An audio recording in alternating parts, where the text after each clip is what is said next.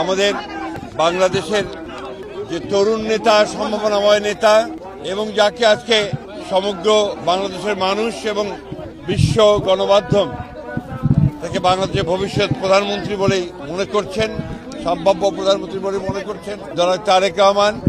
সবাই জানেন যে গতকাল তিনি দেশে ফিরে এসেছেন এবং দেশে ফিরে এসেছেন একটা রাজকীয় প্রত্যাবর্তনের মধ্য দিয়ে।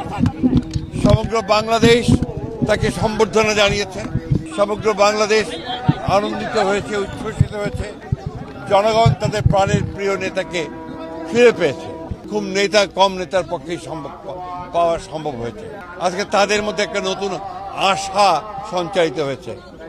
আর যে আশা স্বপ্ন তিনি গতকাল জনগণের কাছে তুলে ধরেছেন, তার একটি পরিকল্পনা আছে। তিনি মার্টিন লুথার কিং এর মতোই বলেছেন যে আই হ্যাভ এ প্ল্যান, অর্থাৎ একটি পরিবর্তন নিয়ে আসলো, একটা ইতিবাচক পরিবর্তন নিয়ে আসলো এবং বাংলাদেশের যে রাজনৈতিক আকাশ, সেই আকাশে একটা সুবাতাস বইতে শুরু করলো।